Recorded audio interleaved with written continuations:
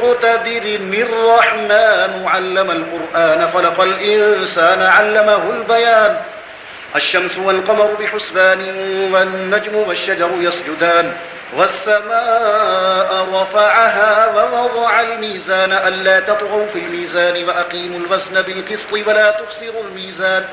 والأرض وضعها للأنام فيها فاكهة والنخل ذات الأكمام والحب ذو العصف والريحان فبأي آلاء ربكما تكذبان خلق الإنسان من صلصال كالفخار وخلق الجان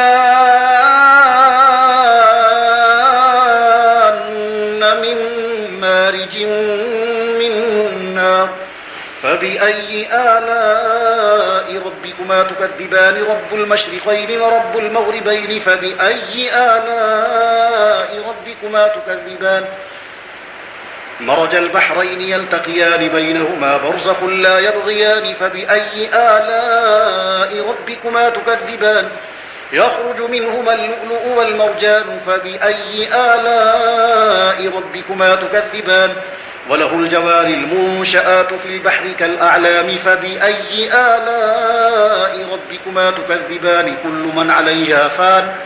ويبقى وجه ربك ذو الجلال والإكرام فبأي آلاء ربكما تكذبان يسأله من في السماوات والأرض كل يوم هو في شأن فبأي آلاء ربكما تكذبان سنفرغ لكم أيها الثقلان فبأي آلاء ربكما تكذبان يا معشر الجن والإنس إن استطعتم أن تنفذوا من أقطار السماوات والأرض فانفذوا لا تنفذون إلا بسلطان فبأي آلاء ربكما تكذبان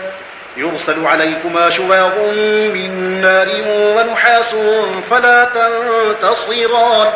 فبأي آلاء ربكما تكذبان فإذا انشقت السماء فكانت وردة كالدهان فبأي آلاء ربكما تكذبان فيومئذ لا يسأل عن ذنبه إنس ولا جان فبأي آلاء ربكما تكذبان يعرف المجرمون بسيماهم فيؤخذ بالنواصي والأقدام فبأي آلاء ربكما تكذبان هذه جهنم التي يكذب بها المجرمون يطوفون بينها وبين حميم آن فبأي آلاء ربكما تكذبان ولمن خاف مقام ربه جنتان فبأي آلاء ربكما تكذبان ذواتا أفنان فبأي آلاء ربكما تكذبان فيهما عينان تجريان فبأي آلاء ربكما تكذبان فيهما من كل فاكهة زوجان فبأي آلاء ربكما تكذبان متكئين على فرش بطائنها من استبرق وجنى الجنتين دان فبأي آلاء ربكما تكذبان فيهن قاصرات الطرف لم يطمثهن إنس قبلهم ولا جان فبأي آلاء ربكما تكذبان كأنهن الياقوت والمرجان فبأي آلاء ربكما تكذبان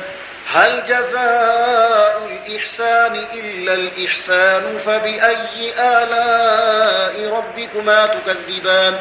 ومن دونهما جنتان فبأي آلاء ربكما تكذبان مدهامتان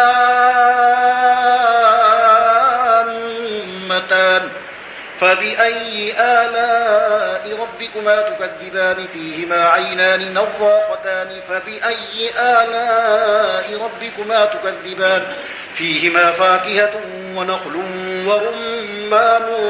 فبأي آلاء ربكما تكذبان فيهن خيرات حسان فبأي آلاء ربكما تكذبان حور مقصورات في الخيام فبأي آلاء ربكما تكذبان لم يطمثهن إنس قبلهم ولا جان فبأي آلاء ربكما تكذبان متكئين على رفرف خضر وعبقري حسان فبأي آلاء ربكما تكذبان تبارك اسم ربك ذي الجلال والإكرام